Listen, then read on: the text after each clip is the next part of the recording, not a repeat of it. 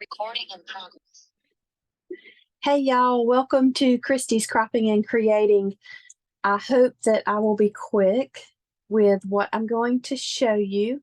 I did not get a video posted on, well, any day last week. Most of the time I do them on Thursdays, but I didn't get one done before that, and then I didn't get one done then.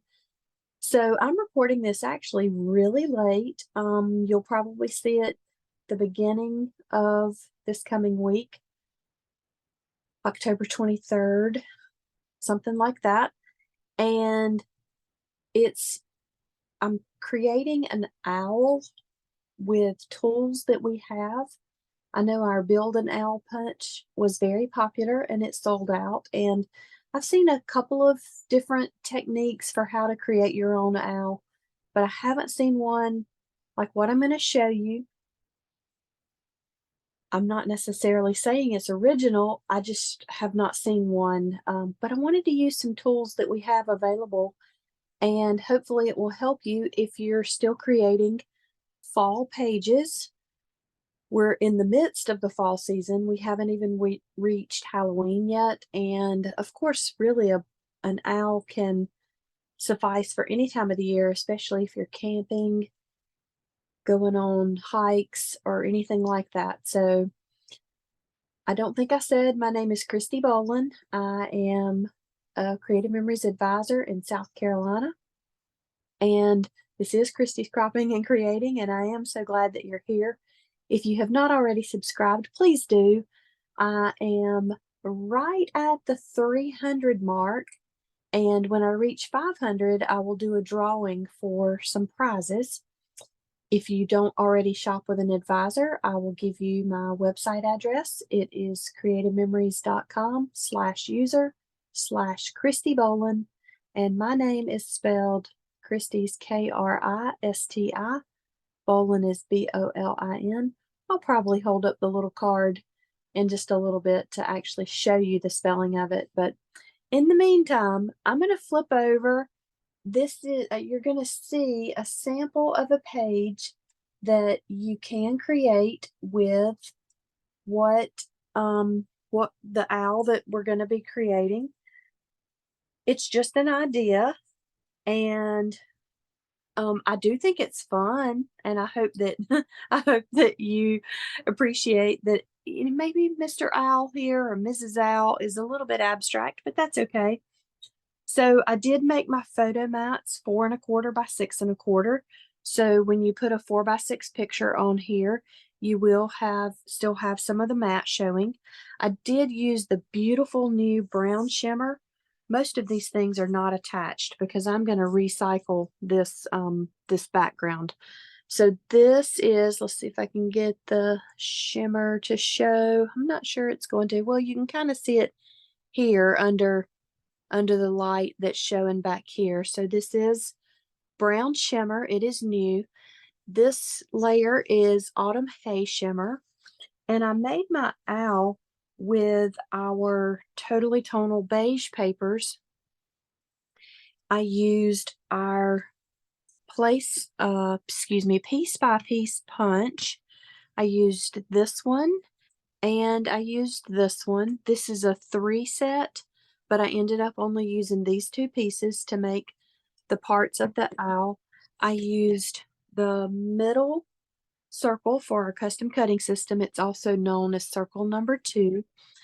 Honestly, I used the red blade and the blue blade, but tonight I'm only going to use the red blade because I don't think it's really going to matter that much.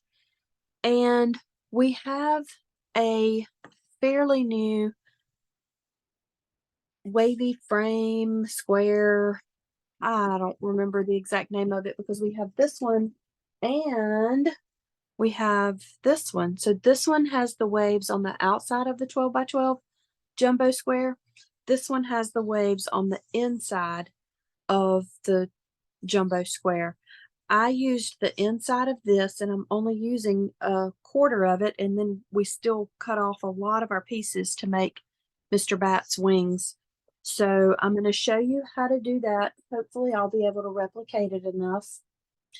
And I used the Field Fence border punch to give me my fence. Now, I realize the scale of this fence and the bat are a little bit off, but y'all just work with me here because, you know, none of this has to be completely exact.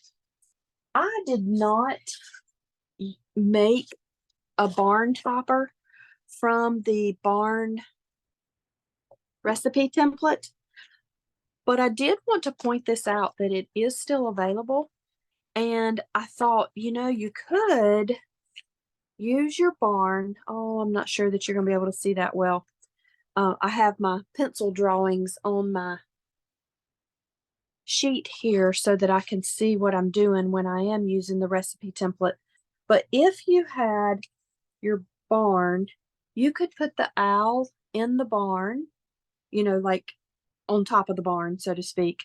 And because the barn, you know, barn owls, you could have him up here closer to the roof. You can't put him completely on the roof because then he's going to go off the top of the page unless you pull the top of the barn down. And then you could put him up on the roof. Again, the scaling is going to be off, but that's okay because, you know, we can think outside the box. But one thing that I thought we could also do if you didn't want to trace the entire recipe template, if you just took the roof itself and made it with some cardstock, then that's one way that you could use the owl with the barn recipe template. And the barn recipe template is available. The field fence border punch is available. The piece by piece trio punch is available. Of course, the circles and the blades for the custom cutting system and the mat are all available. So you can have fun shopping if you don't have any of these things. But if you do have these things, then you have a great way to make an owl.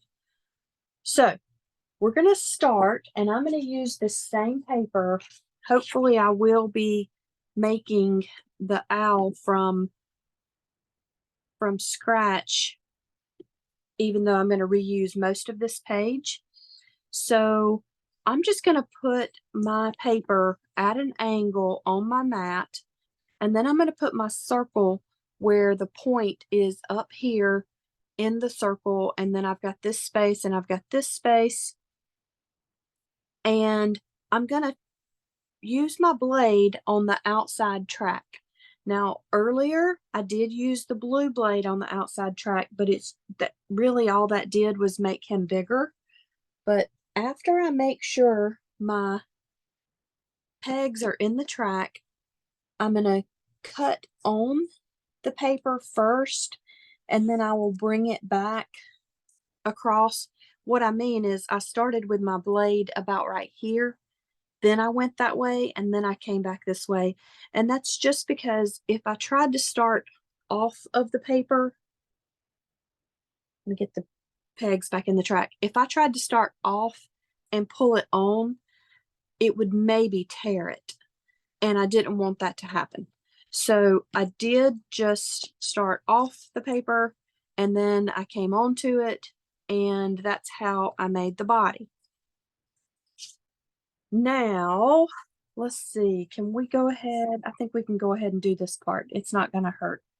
To make the top of the owl so that it's like his head with his pointy ears here, I'm going to use this same circle, and I'm going to place it towards the top of the piece of, I guess that's kind of like a quarter of a circle that we've made.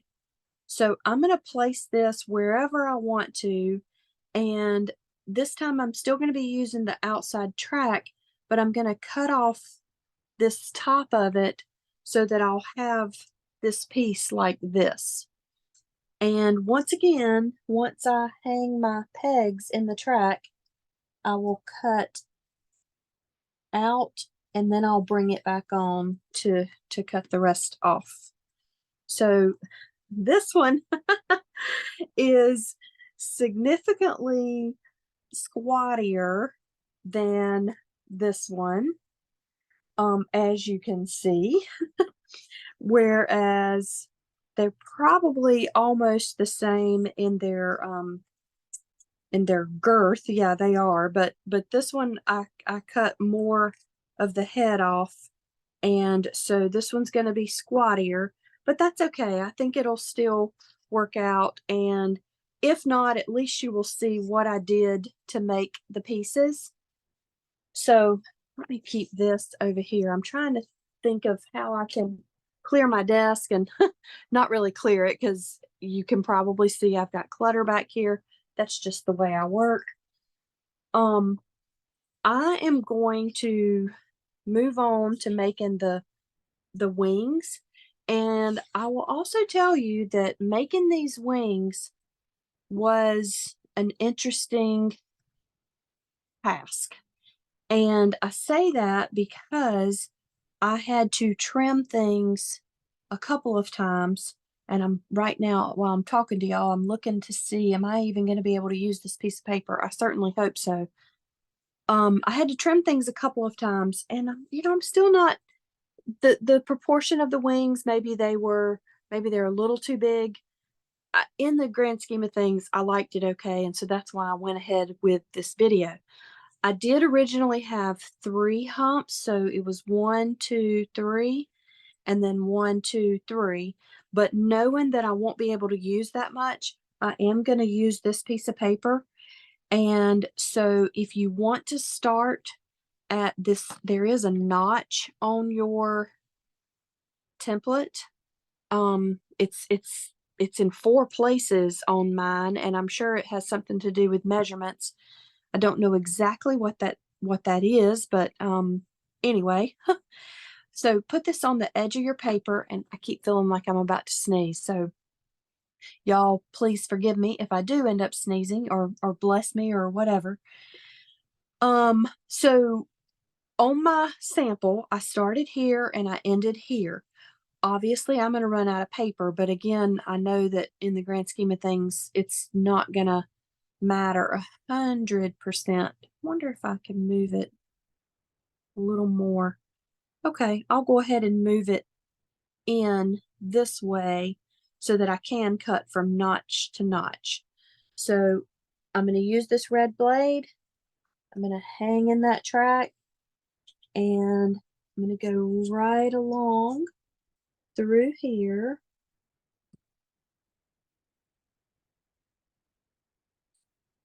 And I may have gotten to the end of the paper anyway, but if I didn't, that's okay, because now I'm going to get my trimmer out. I'm going to put this to the side because we shouldn't need it anymore. And I'm going to take my trimmer. I'm going to trim right here where, you know what, I'm just going to use my scissors because I was almost at the end of the piece right here. And I will go ahead and use my scissors on this part as well. But we are going to need our trimmer because we're going to trim this down so that we've got the two, let's see, we're going to almost like make it into a square with the wavy side on each side, or on 2 of the sides of the square. This is how I did the first time. And then we're going to just play until we get this the way we need to, or the way we need it to be. So I'm trying to see here how to best let y'all see what I'm doing.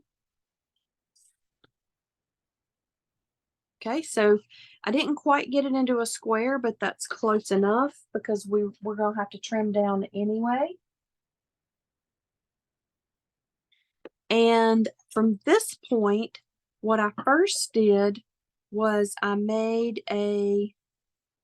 cut this in half to make it almost like it's 2 triangles with wavy ends. So now we have this piece and this piece. And let's see here. Oh, great. I think I did it upside down compared to those. Oh, no, I didn't. This still works. Okay. Let me slide this way. Put this here and here. And obviously, I've got a lot of trimming to do. This, again, is probably the hardest part. So I wanted to trim so that it's still, you know, basically a triangle, but I still wanted those wavy edges because that was the whole point. So it was kind of like a guessing game, and I really went back and forth. I think I trimmed these things 3 times, and I'm probably going to have to trim it lengthwise. I'll have to trim it even more than I did on these since my body came out squattier. So I'm going to put, I'm not sure if I'm off camera. I need to check. I want at least 2 of the waves. So I'm going to put this on here and just basically cut off this wave, this slice, see if that's going to be enough. I think it might work. And then I can use this as a template to see how much of this one I will end up cutting off. So you see what I did? I took what I cut off, I flipped it face down onto my other piece, and that's how I can judge where to put this piece so that it will be as close to a match as possible. Once I get it arranged basically the same, I will cut, and you may not be able to get your bottom here matching exactly, or in the top up here matching exactly. Let me show you what I mean. See how this top piece isn't matching? It's not fully filling this curve, but it's pretty close, and it's not like somebody's going to take apart your owl and measure and say, "Ooh, this wing is bigger than this wing." So as long as it's fairly close, you should be okay with the wings. Okay, I think that will probably be okay, unless I want to shorten. See, remember, I'm still trying to keep it in a triangle too, just because I think it needs a little bit of it needs that point for it to be a triangle. Let's see if I trim that off, and that shortens it some. Okay, so now I'm gonna take this piece and lay it against this to see how much to take off. Let's see. I need it up here. That's where I need it. But remember, I don't want to cut off I didn't want to cut off my curve. I only want to cut off the other part. So you have to orient it the right way to lay it on the trimmer line.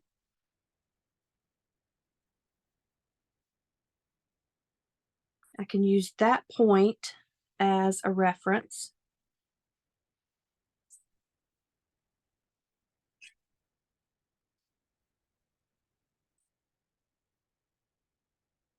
Okay, I'm pleased with that for now. And then I'm going to get some scrap paper. I have some brown, some white, and some black. Let's see. Let me get this piece of black. And I'll show you how we're going to punch these things. Hopefully I have enough scraps. Oops, that's the wrong brown. I forgot to get out. Oh, no, I didn't. Still got this brown. Okay, so the black, we're going to use this punch in the piece by piece trio, and we will use the larger of the circles, and each punch only gives you one of each. So you're going to want to punch twice, and you can take the moon, the little circle, and the heart and either throw it away or put it to the side. For now, I'm going to set my pieces up here because I will potentially save them.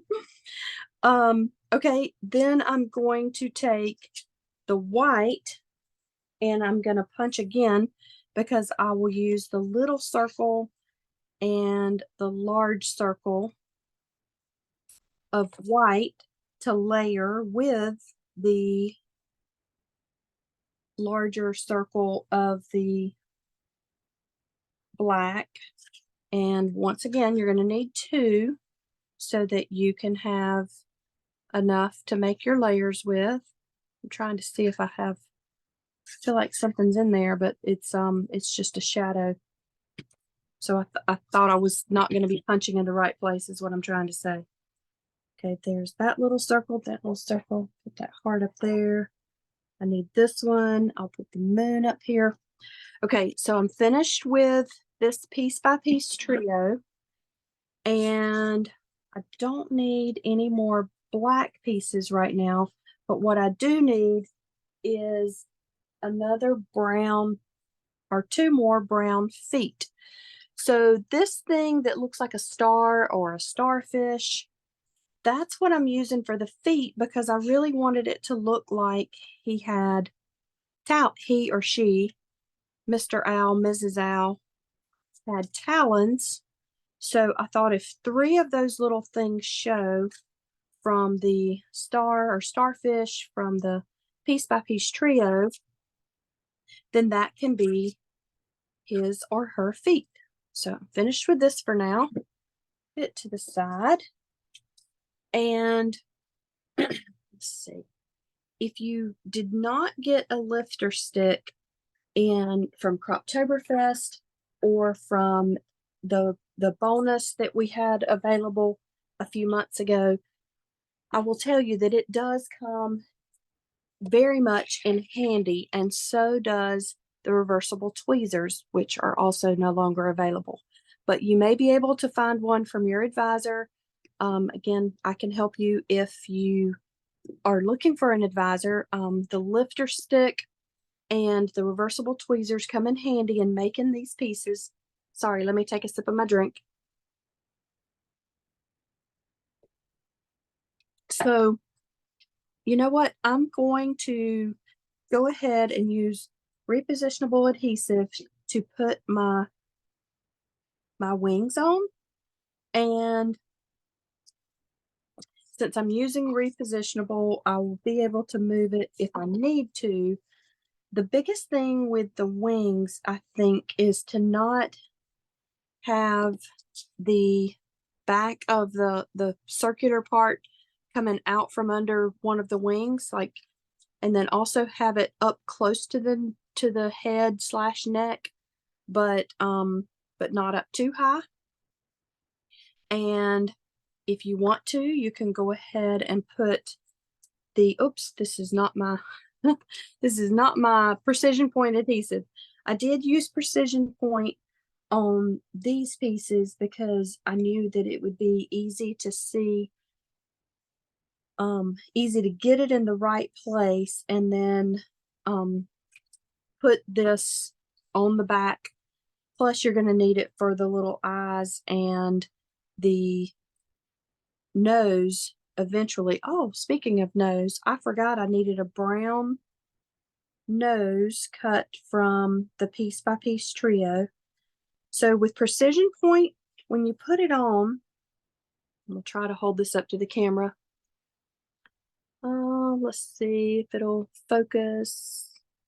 I think that it's going to be too dark. You can see the wet adhesive, and then as it starts to dry, I'm trying to give more light, but it's just not gonna, oh, there it is. So as it starts to dry, it gets a little bit more clear. And when it's a little more clear is when it's the best time to put onto your piece. Like if you try to put it on immediately, sometimes it's a little bit too wet. So let it start to dry just a little bit before you put it onto your piece. Okay, let me get another piece of brown, or get that piece of brown back, and I'm going to punch again because I need this nose or beak or whatever you want to call it. That is the only part I'm going to use from this brown punch. So my moon and my larger circle and my little bitty piece can be used for something else or just thrown away. Once again, I'll put that to the side, and I'm going to go ahead and put my adhesive on the nose, and I will go ahead and put these dots on the black so that that can be getting ready to dry while I am placing this nose. So here's where I'm using my reversible tweezers, and I'm just gonna guess at where this needs to go. Should be a pretty easy guess based on knowing that my eyes still have to go up there. And since I've already got this adhesive on this black, I'm going to use that lifter stick, then either use my fingers or my reversible tweezers. And what you want to do is place it so that you still have some of this outside white showing. So now I'm going to use my tweezers to push that down a little bit more. I just felt like that added detail of the outline of the eye, it made it a little bit bigger, helped it fill the space of the face. If I had it basically like a triple layered eye. And I just grabbed my lifter stick again instead of my repositionable adhesive.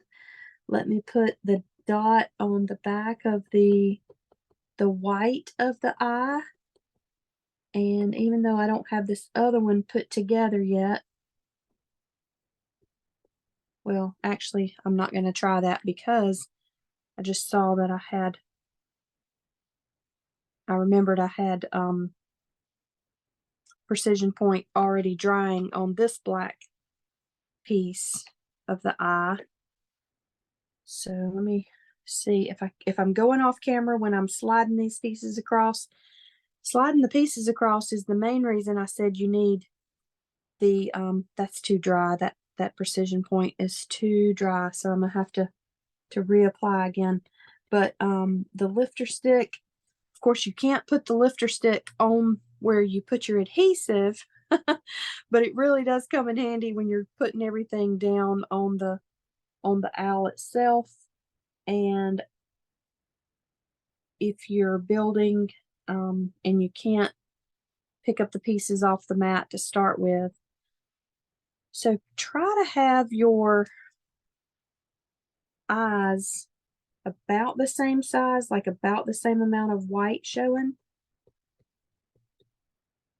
And my this particular precision point is almost done. That's why I keep having to struggle with it. But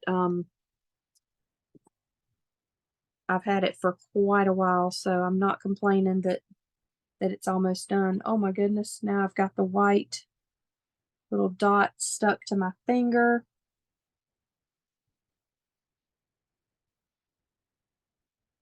So here I can use these tweezers or my lifter stick. Now I don't have adhesive on the back of it yet, so I'm just doing this to get an idea of if this is going to work right, and I think it is. Yay. Okay, so Once I put my adhesive on the back of the eyes, I think I will be ready to go. I am going to use my precision point again, but if you want to use repositionable adhesive, just make sure you don't get it gunked up on your mat, and be careful when you are using the precision point and your lifter stick so that you don't get a bunch of junk on your lifter stick. But you can re-energize your lifter stick by running it under warm water to help clean lint or whatever off of it, and it'll make it sticky again.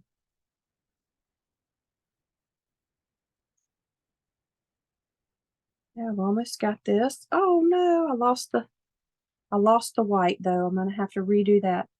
Must have been some sticky still showing, and I said still showing. What I meant was it must have been sticky on both sides, and that made it stick to my mat. So let's see if I can add just a touch more. We're almost finished, guys. I'm gonna have to use my reversible tweezers.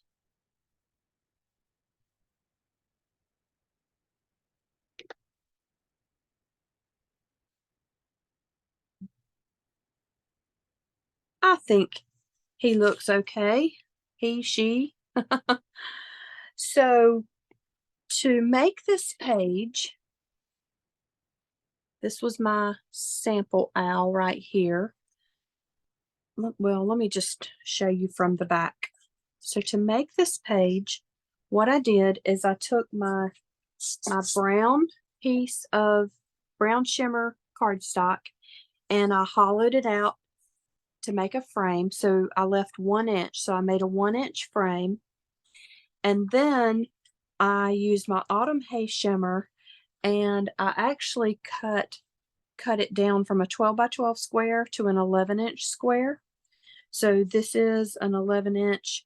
Honestly, in hindsight, I wish I would have made it 11.5, and then there would have only been a 1/4 of an inch border showing.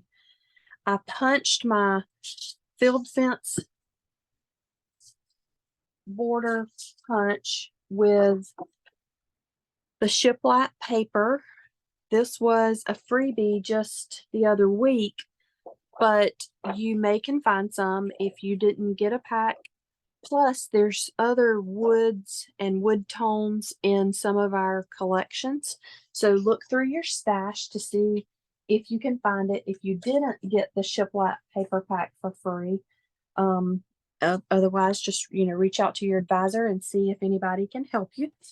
But once I punched my field fence, I did cut off about 1 inch of that field fence to make it just the width of my autumn hay shimmer. And then I made 2 4x6 frames. Let's see, I think it went like this. I said 4x6. I wanted my photos to be able to be 4x6. So my mats are 4 1/4 by 6 1/4. And then so I put my field fence down here, and here is my owl, and I'm just going to kind of set her on the fence, in terms of like her talons right there. But I think that it would be okay if you did make the barn top and you had her or him closer to the top, and you could make it like this and just imagine that there's a barn top up here, and that's why the owl is up there. So there's just some options. And like I said at the beginning, we're using tools that you either already have or they are still available. So I hope that you like it. I know that it's not the fanciest owl, and maybe it's not the owliest owl, the owl that looks the most like an owl, but I think that it works out. So, as you can see, my sample was bigger than the one I made with you guys tonight, but I think it's cute. So again, if you need to place an order, you can find my website at creativememories.com/user/Christy Bolin. You can email me if you have any suggestions for things that you would like to learn. If you have any questions, my email address is kristibolin@gmail.com. And I do teach a weekly subscription class. You pay for it quarterly. The fourth quarter has started, but you have access to the videos. And so I would love to have you join that group. And you just need to ask me about Christy Scropper's subscription group when you email me at kristibolin@gmail.com. And I guess I will see you. Hopefully, I'm going to see you later this week because I don't want to make it a habit of not doing my Tuesday, Wednesday, or Thursday videos. I really want to get them out on a regular basis. So y'all take care and happy cropping, and we'll see you soon.